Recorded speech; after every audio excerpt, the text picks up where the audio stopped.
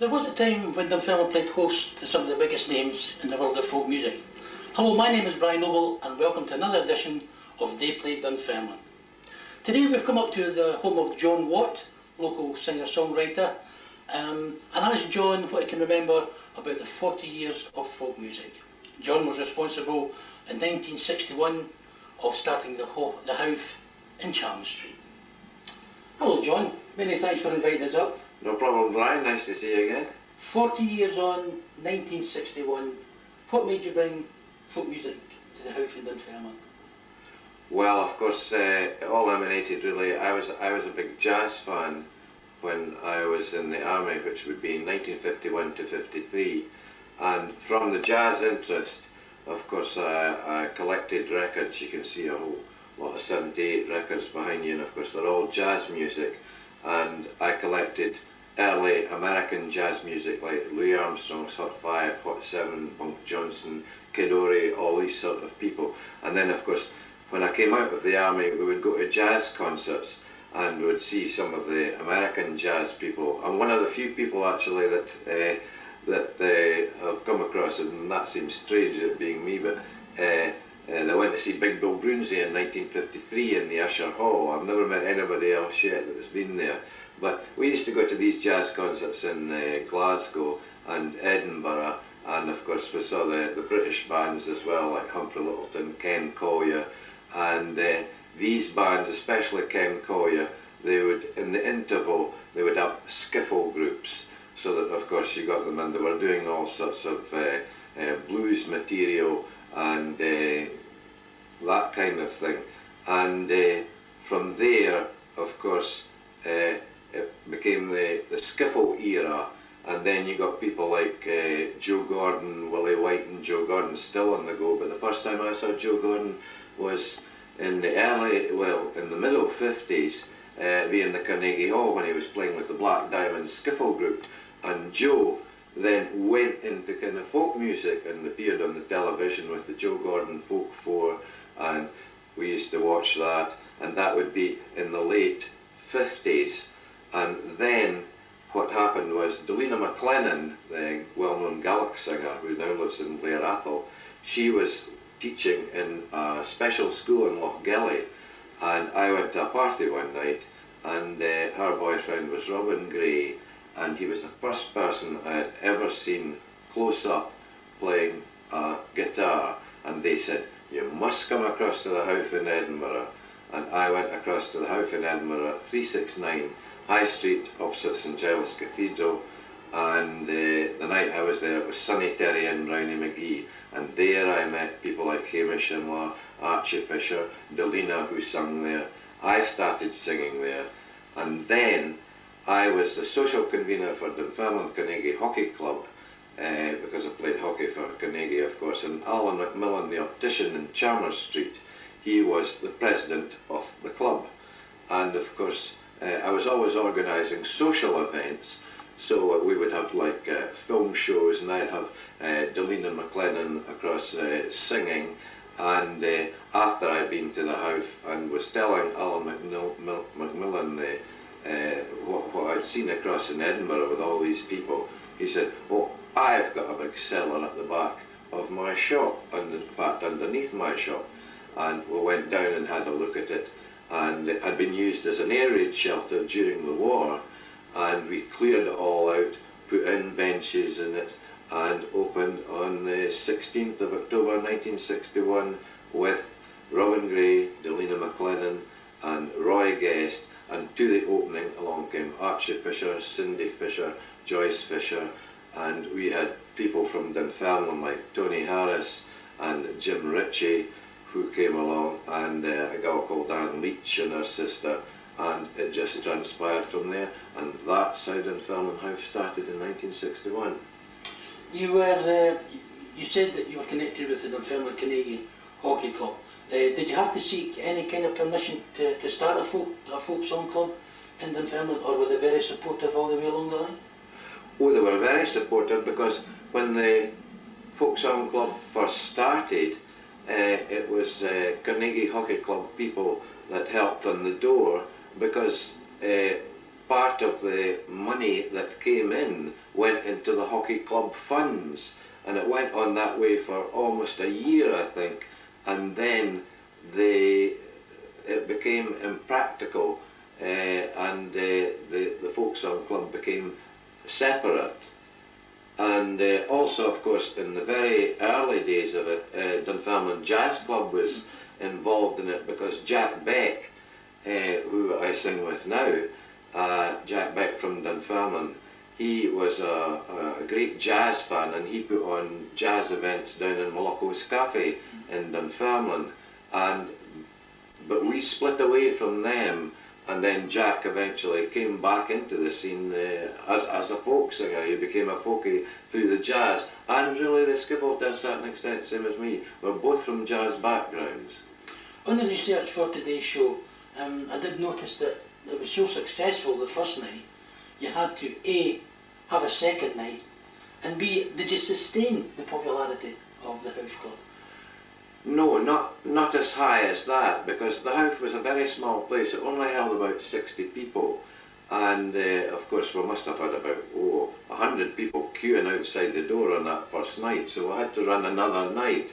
But as time went on, it levelled out. But for the first year or so, we had good audiences. Of course, we got a lot of good people, you know, like Rory and Alec McEwen, people like that. We were the first club in Scotland ever to book Alex Campbell, and but I think we were there for, I don't know, you'd know more how long we were there. Were we there 2 years or 3 years? You were there till 64, March 64, you moved on. By that time, of course, things had progressed. There were more folk song clubs.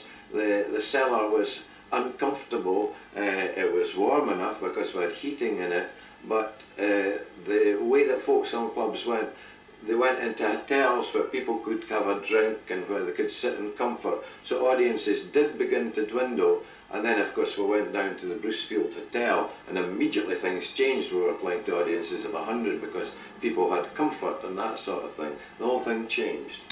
Yeah.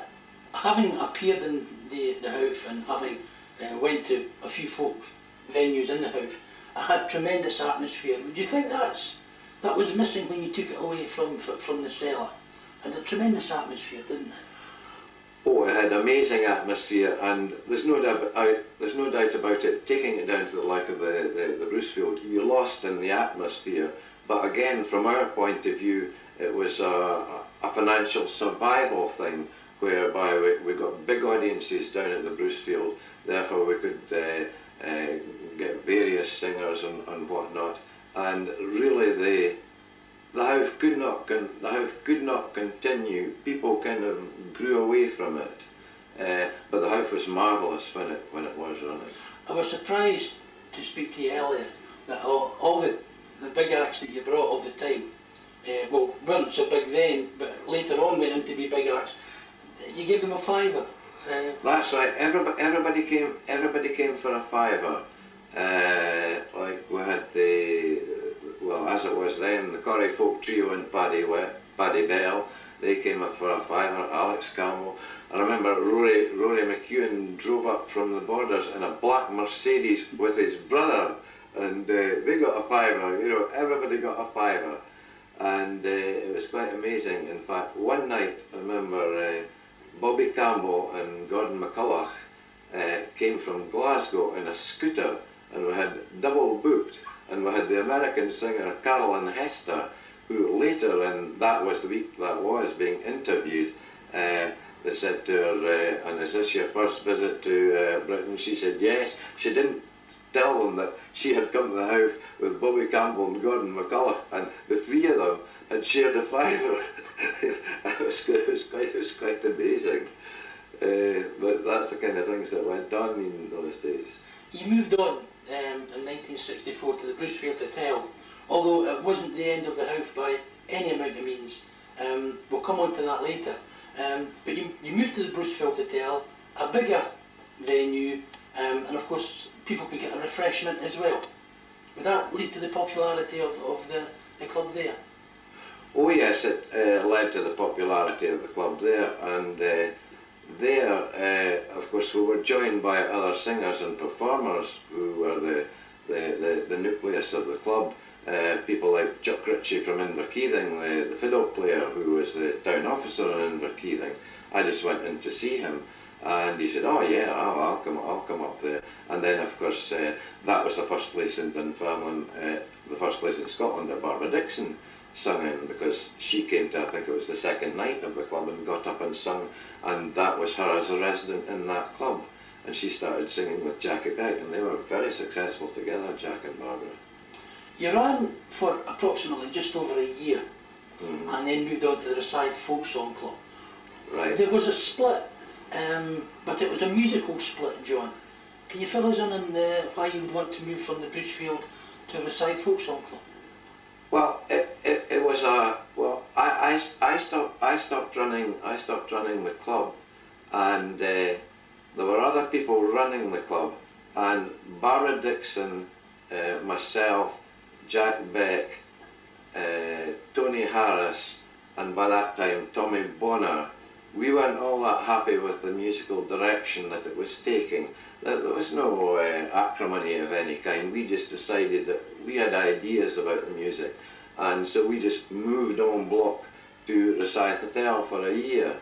And we had our ups and downs there. We only ran for a year, but it was a good going club, and we got lots of good singers, incredible string band, and Jimmy Macbeth and the McCalmans and all sorts of things down there. But again, it couldn't sustain through the dark days of the kind of winter, you know. We had some terrible times there when the ice was on the ground, we would have maybe 9 or 10 people, even although the first night had attracted 70 people.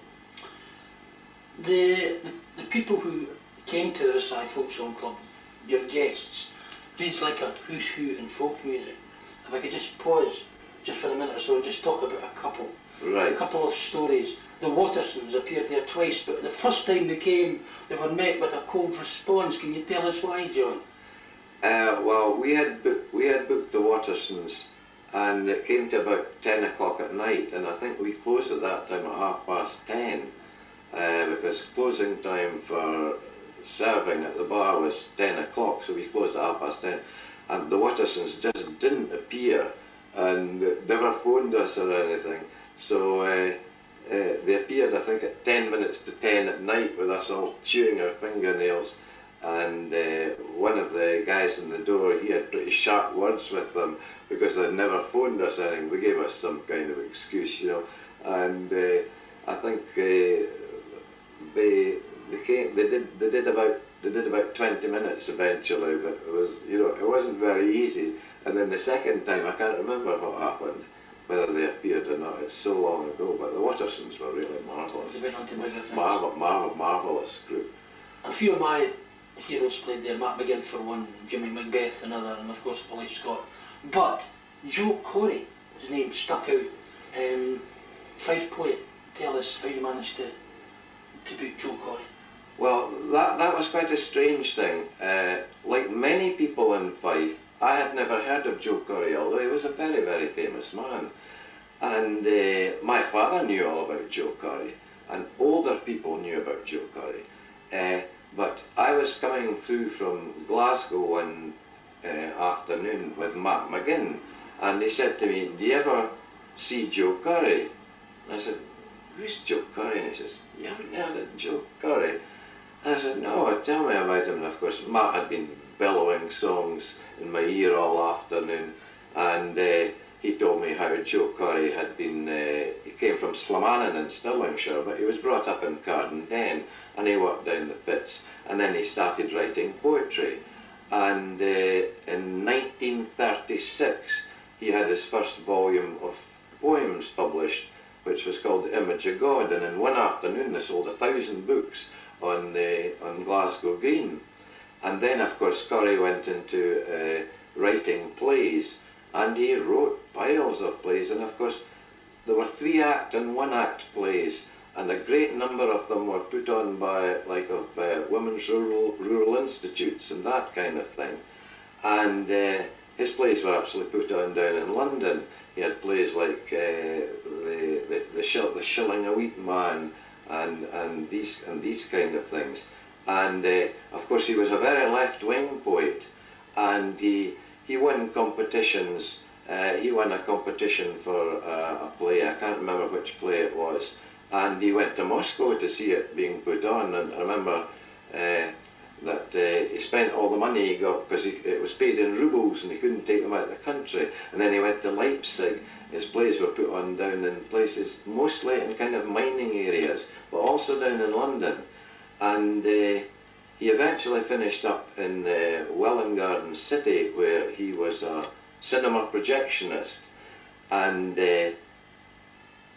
you'll remember when they built the pit at Glenrothes, and of course it foundered, but they had built a lot of houses to accommodate the miners, and of course they weren't taken up. So Joe had no problem in getting a house up there.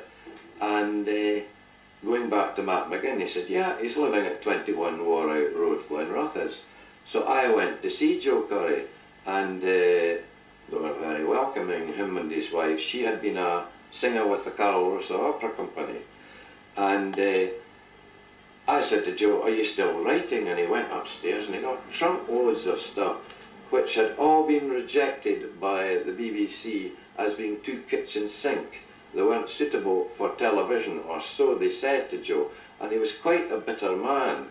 And he had marvellous anecdotes, wonderful stories, Joe. And the tragedy is that about, well, this would be the middle 60s when I saw Joe. And he went to Edinburgh, where he died 5 or 6 years later.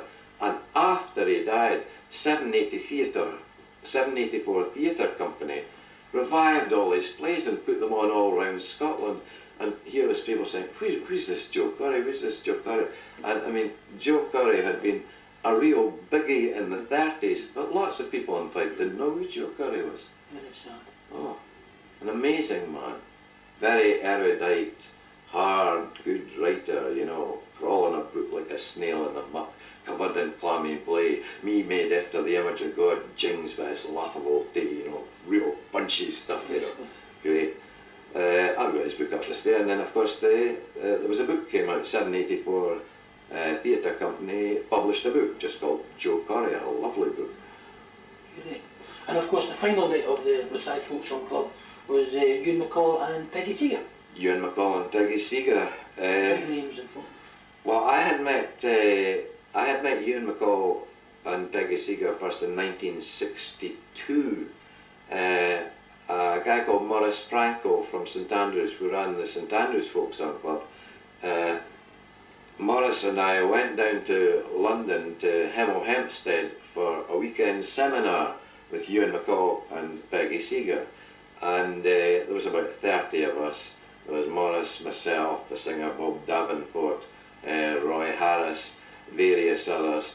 And Ewan was just a monumental figure in Britain and abroad on the folk song line.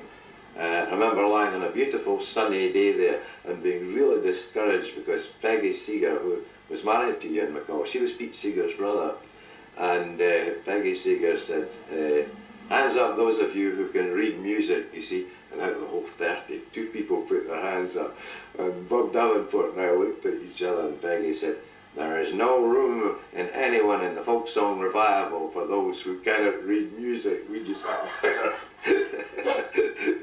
always remember that. There was also a guy there who was very well known at the time in radio circles, a guy called Charlie Parker, and he had done all these programs like Singing the Fishing with Ewan McCall and that sort of thing. So I'd always known Ewan McCall, and he appeared at Versailles. I can't remember if he appeared at the Dunfermline House or not. I cannot honestly remember. But he certainly came up to Versailles, him and Peggy Seeger, and they did that last night for us in Versailles. He was to appear at the Kinema Ballroom later on, which brings us nicely on to the Kinema Ballroom, right. Because apart from a one night that you done in Cowdenbeath, you went from the Versailles Folk Song Club to almost immediately to start in what was to become one of the biggest folk music venues in Scotland, which was the Kinema Ballroom. And folk at the KB run from 1966 to 1975, and you were involved at the early beginnings of that. That's correct. Well, of course, you see that the Rosyth Hotel, it obviously was not a good financial spec, so we looked about for someplace else. And Kenny Slavin, who came from Dunfermline, he said, how about going out to Cowdenbeath Ballet? And we went out to Cowdenbeath Ballet, and it was quite strange. We went in to look at it, and by that time it was being used for roller skating, and there was lots of people going around the wooden flooring, you know, that massive dance hall, roller skating. And we opened up a club for one night only, and I always remember it was with Martin Carthy and Dave Swarbrick. And the next week, Kenny came to us and said, I think we can get the Kinema Ballroom. So we went in to see Felix, what was his name? Cecil Hunter. We went in to see Cecil Hunter, and he said, yeah, you can come. And from the very first night was, I can't remember whether it was the Furies in Festi Conlon, but the very first night was 230 people there. We just couldn't believe it. You know, they would come from Rosyth, we were fighting for an audience, and suddenly 200 people just come in the door. It was quite amazing. You sustained that, obviously. Oh, yes. And did you find it a lot better to work with a whole lot of money, because you brought some really big stars up to the Kinema Ballroom, didn't you? It was a totally different concept of the thing, because here for the first time we had money, and for instance we used to do one-off things. Kenny would come to me. I did all the bookings. It was just left up to me what we did. And Kenny said, is there anybody you really fancy? He says, we've got bags of money here. And we used to do things like raffle transistor sets and all this kind of stuff. And I said, yeah, I would really love to see the Young Tradition here. Because they were a trio singing unaccompanied English songs, but I mean, they were the flavour of the month, the flavour of the year down in England. They had never appeared in Scotland. So Kenny just said, get them. So of course I started to investigate how I'm going to get the Young Tradition. And I got their manager, and he said, well, when do you want them for? And I said, oh, it's Tuesday. He said, oh, he says, no, he says, because Monday they're in Southampton. And I said, that's all right, we'll fly them up. And he went, what? And they wouldn't believe that we would fly them up, you see, so I had to get the air tickets and send them down. And I met them off the plane at Edinburgh, and I mean, they were quite aghast. Nobody had ever done this before. Just said, right, we'll fly up. And they came up, and they were very successful, and it was really good. And they were the only club in Scotland that had them. But there was lots of big name people like the Ian Campbell Group and Incredible String Band and innumerable people. And the audiences were always good. It was a central place, and I think I was involved in that until 1967 or 6. I can't honestly remember. But it was exciting because you knew that there was no constrictions on you. Money-wise, all right, it had maybe lost a little bit of the atmosphere in the old days, but I mean, the singers were still there, Tony Harris and these sort of people. Barbara had left to pursue a musical career by then, but we had some marvellous nights in the Kinema Ballroom. Ewan McCall and Peggy Seeger and the Spinners, Billy Connolly, along with the Humble Bums, Yeah. and of course, you still kept traditional music with Jimmy Macbeth. Tell us about that, because folk music and some of the folk clubs in Fife got fully commercialised, but you always kept your grassroots, John. Well, I saw the importance of the grassroots singers. For instance, when we had the Howth, we had Jeannie Robertson at the Howth. Now, Jeannie, I mean, she was classed as the greatest traditional folk singer in Europe. I mean, she was a monumental character. And she came down from Aberdeen and did the Howth. Willie Scott came from Kingseat Onooth at the back of Kelty. He came and sung in the club every week. And the Bioneep himself, Jimmy Macbeth, he came to Dunfermline. But I was always very conscious that these people were very important. You see, there were other clubs who would not use singers like that because they were, as you said, they had watched TV shows like Thingamajig on the television, and they were very conscious that it had to be a big entertainment scene. They didn't see it past the entertainment side. But Tony Harris, he liked traditional music too, and he saw it as part of the singing, part of the musical heritage of Scotland, that it was more than just a flashy entertainment scene, and that was why we took all the traditional singers. And down at Dunfermline and the Brucefield, you see, we took people like Joe Heaney, the Shaughnass singer, and he was marvellous, great long ballads, Irish ballads he would sing. He was just terrific, and people like that, we always booked them because, all right, part of the audience didn't like them, but we didn't care. You know, they were heroes in our estimation. And I was always very glad in later years people would come up and say, you took Joe Heaney, you took Jim Macbeth, you know, you took all these people. And we did, because it was a policy. The Cinema Ballroom was very popular, but it didn't stop folk music from spreading in the Dunfermline area. The Green Tree, in fact, at this time, 1966 onwards, folk music actually spread into all the pubs and clubs in Dunfermline by this time. So, did you feel satisfied that you had started something that was proving to be very popular? I never gave it any thought, actually, because it's perfectly correct in saying that from the Howth, of course, it spread to the Green Tree and then it went to the Belleville. But it was symptomatic of what was happening all over Britain at the time. There was this huge explosion of what they call the folk revival, which was an interest in folk music. And I think it was quite easily explained because you had various sections of people who listened to popular music, and popular music at that time, it wasn't like popular music now. It was very Moon and June. It was not of a very good standard. It was crooners, all that kind of thing. And you had a huge alternative audience, which was the like of university audiences. Now, in the 50s, the alternative music was jazz music. You know, you had the trad boom, and that to a great extent was a student audience. And that was the alternative music for them, traditional music. But when you came into the 60s and the early 60s starting on, you either pop music, folk music, and a huge spectrum of universities, colleges. They had on folk singers appeared on the television. You had two folk orientated shows, one on BBC, one on STV.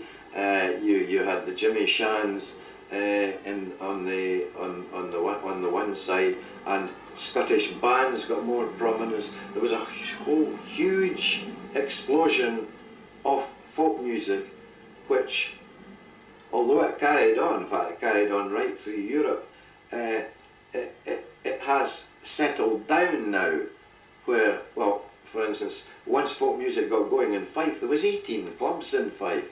Now I think there's maybe 2 or 1. You know, it has settled down. But on the other hand, there's the massive stuff on recorded music that is now available, and for the bigger concerts there are still audiences, but it has settled down because pop music is so good now. There's a lot of tremendous pop music. I'd like to come back to the Howth, because when you left it in '64, it lay empty only for a few weeks before being taken over by the high school former pupils. Now, I wasn't quite sure if Tommy Bonner was actually responsible for that, but Tommy Bonner, who we mentioned earlier, actually went back into the Howth in Chalmers Street and started another folk song club. That's correct. Tommy Bonner, I first met him at the Brucefield in the early 60s, but he was still at school, and he had learned to play guitar and was singing, and he became a very good friend of Bob Davenport. And of course, Tommy Bonner's father knew Ewan MacColl, and in fact, the first time I met Tommy Bonner's father was down in Ewan McCall's Singers Club in London. That was the first, and then I met Tommy, and Tommy was and is still a very good singer, and he went back into the house, but of course he was still involved with us, and he opened up, as you say, I think the former pupils, and he ran it very successfully there, in conjunction with everything else that was going on. But Tommy is a very fine singer and still sings. In fact, until recently, he sung in a group with Neil Patterson from along the road here, and Pete Shepherd, and they went down to England and did gigs. This is only within a year ago. Tommy's still singing, and an excellent singer. He's an art teacher in Edinburgh. But his father was a very fine writer, and of course wrote that book, Stuarty, a very fine book about mining life, railway life rather, in Fife, and well, I have it up the stairs actually. And he also wrote poetry and wrote very good articles, and he was a great union man in the railways. Tommy Morris' father, Bob. He also formed the House Band, which you later went on to front when Tommy moved south. Tell us something about the House Band, because it had a few characters in it. Oh yes, there were. Well, it was Tommy that got that together. There was Johnny Boys on fiddle. Johnny's still alive. He's in a home in Dunfermline, and Jim Dunn from Kelty on the accordion. And Tommy formed the House Band, and then went away down south to London, and came to me one day and said, "Look, would you take it over, because I'm leaving?" So I took it over, and we did the clubs together, me, Johnny and Jim, and had a lot of good laughs. And Johnny wore this little pork pie hat, but he was nice player, beautiful tone, playing viola and violin. And Jim was a good accordionist. I don't think Jim plays now. I haven't seen him for many years, but we had a lot of fun with the House Band. Then one of his claim to fame, Johnny Boyce, was he not the finest fiddle player in Shiresmill? That was one of Johnny's jokes. Some guy had spoken to him and said, he's the finest fiddle player in Shiresmill, and of course there's only about 3 houses in Shiresmill. And one of Johnny's ones, Johnny played a lot of bum notes on the fiddle, you know. He had a beautiful tone, but his timing wasn't 100%. And he'd go, like that. And then he would turn around and wink, and he would say, "In the land of the blind, the one-eyed man is king." I'm happy to remember Johnny Boyce with a lot of good memories of my involvement in the house. In lovely man. You mentioned Kenny Slavin. Now this is where I got involved with the house in 1968. Because Kenny Slavin was a bit of an entrepreneur in the late 60s who had this idea of putting variety type shows on the road, although not variety in the terms of Chick Murray and the likes, more of go-go dancers, discos, folk group, pop music group, and of course he had a blues band as well, and he toured all over Fife, Dundee and everything with this. But Kenny will come back to the house, and Kenny was quite good with the folk music in the house as well, and he ran it for about 1.5 years there as well. Yes. Oh yes, I first came across Kenny at what we used to call rugby hops down in the Roosfield Hotel. The rugby club used to run dances, and Kenny would appear there like dancing about with a chair by himself wearing a rugby jersey. He was an amateur winder at the time, and a very alive character. In fact, when we went to the Kinema Ballroom, on the committee was Kenny Slavin and Mike Greenwood. That's Jimmy Greenwood, the international rugby player's brother. And Kenny was always a mover in these kind of things. And as you say, Kenny went into the house and was running a kind of alternative kind of stuff. But I don't know about that aspect because I was never in it in these days. But I heard lots of stories about it. And of course, I knew Kenny fine, you know. Well, he was a real live character, Kenny. You dropped out of folk music for a couple of years, but you come back in the big way with the formation of the Great Fife Roadshow, John. I couldn't have you... Correction, I didn't drop out at any time. The Great Fife Roadshow was a group of 10 of us or so who got together in the winter, December, I think it was, December 1969, and originally we used to go up to St Andrew's Folk Club when it met in the Star Hotel, and of course I was friendly with people like Davy Stewart and Jimmy Hutchison, Rob Noakes, and people like that, and Davy Craig and whatnot. And we formed a group of people. It was a kind of variety folk show, and we called it Sharabang, and we took it through to Strathclyde University where we did a night. And Davy Stewart at the end of the night said, you know, Sharabang's not a very good name. I think we should call it the Great Fife Roadshow. You know, we weren't hesitant about shoving ourselves forward, so we called it the Great Fife Roadshow, and we didn't do very much of it until maybe July of the next year. Oh no, sorry, in December we went down to Sudbury, Cambridge and Colchester and some other place, I can't remember. But at that time I think there was only 6 or 7 of us.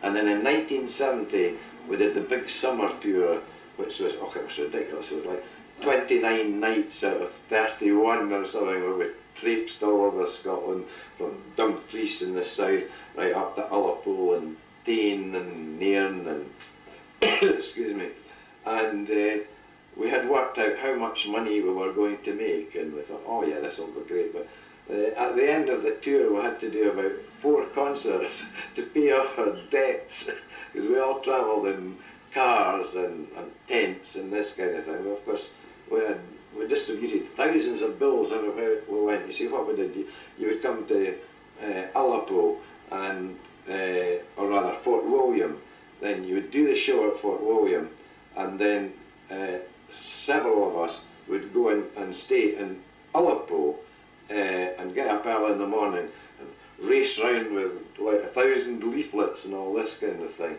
And of course we had already been up weeks before putting up posters and all this sort of thing. So I mean, it was a pretty good kind of machine, and it rolled on pretty well. And in fact, Ullapool, I always remember, we had so many people, mind you, it was all in the village hall, that we ran one show, and then we went round, we had a break of half an hour, we went round the pubs with leaflets, and then we ran another show, so it was a double header. It was quite amazing. But it ranged from Dunbar, where we would maybe play in front of about 350 people, to Dingwall, where we would play in front of like 30 people. You know, had huge ups and downs, but there was no reasoning for why you got far more people in one place than another. It was very much a swings and roundabouts thing, but it was tremendous fun. And in that we had myself, Barbara Dixon, Rab Noakes, Davy Stewart, a guy called Des Haldane, and later on people like Brian Miller came into. Johnny Boyce was into it for a wee bit. Tam Harvey of the Humble Bums, he was in it, but only for a couple of times. He was never on the big tours or anything like that. Another guy, Noel Farrell, Jimmy Hutchison, the traditional singer, and Artie Trezise, and then later Scylla, and of course since then, of course, well, you know what's happened to them. I mean, they've become the singing kettle and are famous all over Britain now. But it was strange. I mean, there were 1 or 2 people in that show who went on to carve very successful musical careers. Rab Noakes, and of course Dunfermline's Barbara Dixon, who carved a great career. I could sit and talk to you for hours regarding folk music in the Dunfermline area, but I really would like to see your photo collection of the artists that you come in acquaintance with. But before we do that, your recording career has spanned 40 years as well. I picked up that Tregullion was, in the early days, was to go down to London and make a recording. Did that ever come off, John? No. What happened was we made several tapes for Bill Leader and Nathan Joseph. They were to do with Leader Records, and we signed contracts and everything. Nothing ever happened. Quite frankly, I don't think we were good enough. you know, I think that was a bit of size. Rocky Robin never got we weren't good enough at that time, you know, we definitely weren't. But in '75 you certainly were good enough with the Beggars Mantle, Kelly Band and Davy Stewart.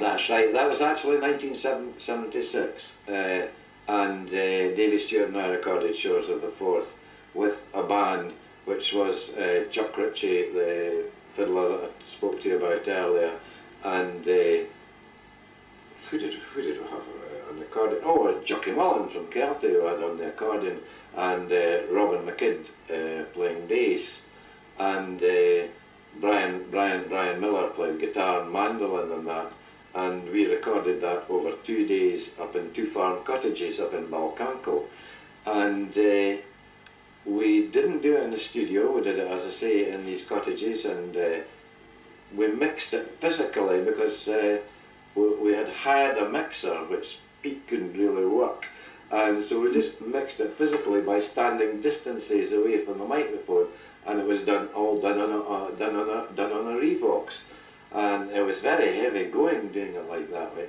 but it proved for us a really successful album. I mean, I think it ended up, it was for 2 years, you know, in the folk charts as, you know, a successful record, and it eventually sold over 10,000, which was really good for a folk album at the time. And then, of course, I haven't done anything until lately when I recorded Heroes with a 9-piece band, which Rob Noakes produced, and as you know, that's only been out about a month or so. But I was very happy with that. Is there any plans for any more recordings? No, because not at the moment, because I've been classed as a prolific writer, but I'm not that prolific, and I reckon with Heroes that has encompassed my writing, with the exception of a couple of the items, as a lot of stuff I've done over 20 or 30 years, and I need a catalyst to bang me to make me write something. And as I said on Travelling Folk the other week, that I don't really want to meet any more catalysts just now, because the thought of sitting down and writing stuff just sends me with terror, you know, and I want to be left alone for a while. I don't say I'll never do another album, but I would very much doubt it, because I think that Heroes is the compilation of, you know, what I've been at and the kind of things I've been writing about, and in my estimation, what are the good songs, you know, the ones about Dunfermline and Buffalo Bill and the Spanish one, Out for Out, and these sort of things. And I think it would be a long time before I could write anything as good as that again. You've done so much. I mean, to many people, I've just introduced you as a singer-songwriter, but you're responsible in starting a lot of the folk festivals, the traditional music of Scotland, which you were involved in for many years, and of course lecturers. But there was another project that happened in 1999, I'm led to believe, that brought in a new audience for you, John, when you started working with the children of the Fife area. Yes, that was through the New Makers Trust, which of course was instigated by Gifford Lind, and it didn't so much as bring a new audience. It just brought another perspective into what I was doing. Like I was working in Cowdenbeath school there, and that was to interest the children in writing songs. And then, of course, there was singer-songwriters put into all the schools, and that album that Gifford Lind brought out was the culmination of all that, and it was a marvellous idea. But as far as I was concerned myself, it didn't bring in any new audience, because I mean, for a start, the kids are 5, 6, 7, 8, 9, and whether they will continue to be interested in folk music or writing their own songs, that's a different kettle of fish. Only time will tell, you know. So it hasn't actually brought in a new audience. It's very much in the air what's going to happen. Well, as I say, we could sit and talk to John for hours about folk music, but I do wonder what would ever happen if John had taken up bowls instead of his interest in folk music way back in the 60s. John, well, as always, it's been a pleasure, and thanks once again for your continued support. Well, of course I play bowls as well. First photograph that we look at here, John, is of the Hove Band, which we spoke about earlier. Could you just take us through the people that are actually in the photograph? Well, looking at left to right, Brian, there on your left you've got Johnny Boyce from Torryburn, Jim Dunn on the accordion there from Kelty, and myself down at Limekilns. That'll be 1967. The band was formed by Tommy Bonner, but Tommy had went down, and you were quite happy to come on board and take over the reins from Tommy.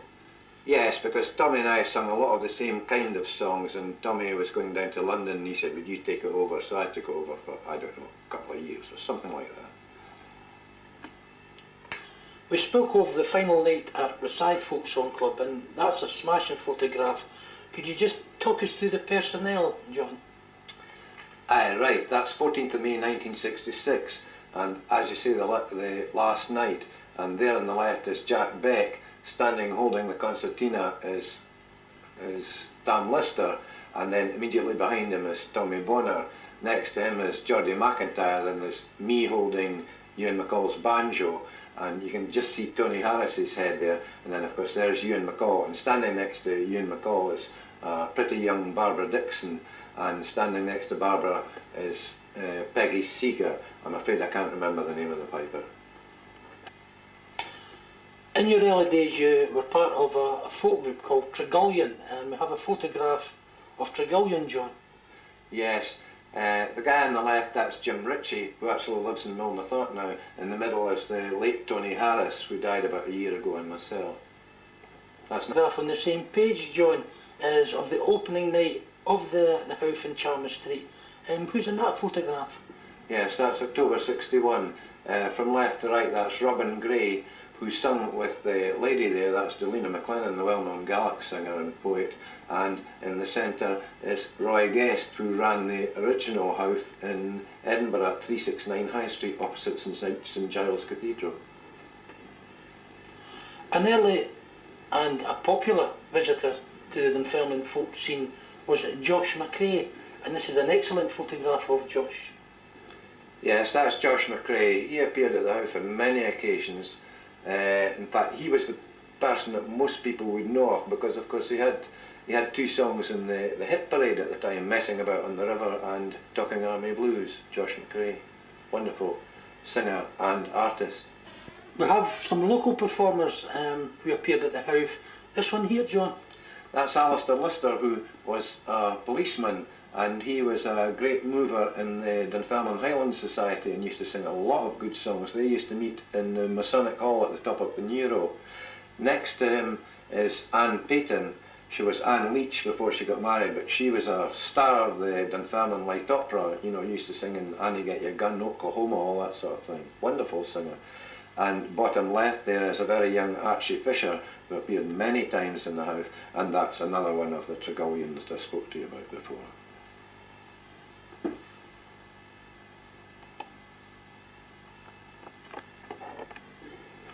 From 1969 onwards, folk music changed and became electrified. We have a photograph here from 1973 of a couple of performers, but very good quality performers, John. Yes, that's Davy Craig from Daresay, who is a member of the legendary Cooper Cayley band, but he formed a group called High Speed Grass with, on the right there, Robin McKidd, and the two of them. Robin plays down in London now. He plays with a group called the Balham Alligators. Wonderful. Jean Redpath appeared in a few venues in the Dunfermline area, but here from 1961, John, we see her at the top there performing. That's right, that's Jean Redpath, and she at one time was president of the Edinburgh University Folk Song Club, and that's 1961, but of course, as you know, since then she's become a monumentally important singer, a lot in the production of Burns songs.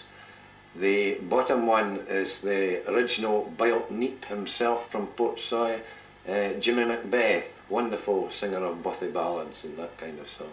He used to sing at fairs up and down the country for pennies at a time, John. That's right, wherever there was a market, wherever there was a fair, he had wandered all over Britain, and I remember him saying to me one time, he said, "John, I've been in France and I've been in Spain and even amongst the Portuguesers too." My personal favourite artist who played in and around the Dunfermline area was the late great Matt McGinn, who wrote so many songs. And here we have a photograph of Matt here. Now, whereabout would that be? That was the Edinburgh Folk Festival of 1963. Matt, as you say, great performer, writer of many songs, Red Yo-Yo, etc. Okay. We have a photograph here, John, and it's not the best of photographs, but it's something that you wanted to highlight. Yes, a very important character again in 1963 at the Edinburgh Festival, Folk Festival, Arthur Argo, who was the great grandson of a very well-known collector called Gavin Gregg in Aberdeenshire. Here we have a trio in the bottom photograph there, John, three excellent musicians. Oh yes, that, I think they called themselves the Wayfarers, but that from the left on the fiddle, that's Bobby Campbell, and playing the guitar there is Gordon McCulloch, and of course Archie Fisher, and but they did recordings together, and then the two of them on the left hand side, they were in a band called the Exiles, which recorded quite extensively. Perhaps the best known, the most popular of all folk music artists from the 60s and early 70s were the Corries, but they didn't start off as a duo, John, and we have an early photograph of the Corrie folk trio and Paddy Bell. That's correct, they were a quartet, and on the left there you see Bill Smith and Paddy Bell in the centre, and Ronnie Brown of course was still singing, and Roy Williamson, wonderful instrumentalist and singer, best known song Flower of Scotland, everybody knows that one, but he unfortunately died a few years ago. Hamish Henderson had a lot to do with the early folk music revival, and here we see him in a group photograph, John. Could you talk us through this one? Yes, that's the 1963 Edinburgh Festival. There on the left is Bobby Campbell playing the guitar. Next to him, Tony Harris from Dunfermline, and Jim Ritchie, also from Dunfermline, singing in front of the microphone is Gordon McCulloch, and just peeping over Gordon McCulloch's left shoulder is the monumental Jeannie Robertson there. And in front of Jeannie is Ray Fisher, and behind Ray Fisher is Hamish Henderson.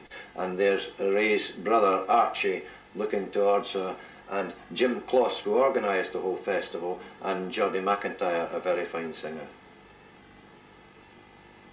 When you opened the house in 1961, you had a ready-made star in the shape of a border shepherd called Willie Scott. This is a smashing photograph, John. Yes, Willie used to come down the house every week from Kingseat on Outh at the back of Kelty, and Willie had already recorded on the Folkways label, but after that he went on to appear all over Britain and the States and Australia. Willie Scott, very fine shepherd he was, and good singer of songs. Are well known. Cilla Fisher and Archie Fisher are still performing, even today as we speak. But here we have a photograph of three of the Fisher sisters, John. That's right, Brian. That's the three of them at Edinburgh Festival in 1963. On your left you've got Cindy Fisher, and in the middle Joyce Fisher and Ray Fisher. Marvellous singing family.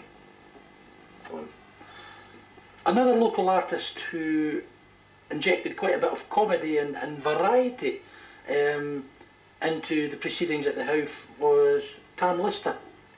Yes, that's Tam Lister in the centre there, holding up his hand, and he was a product of what they called Kinderspiels, which were children's parties, and played the concertina. And I remember him telling me once that, you know that statue of the Duke of Wellington in Edinburgh facing the post office? Well, his grandfather posed for that on the horse. Who else is in the photograph, John? There's Archie Fisher on the right, and Gordon McCulloch playing the banjo. Can't make out the other one. John, of the house. Looks as if it's full to capacity. Who's the singer in this photograph? The singer there is Maurice Frankel, who was a great supporter of the house in the early days. He was instrumental in forming the St Andrews Club. In fact, I went down to London with Maurice to a Ewan MacColl and Peggy Seeger seminar in 1962.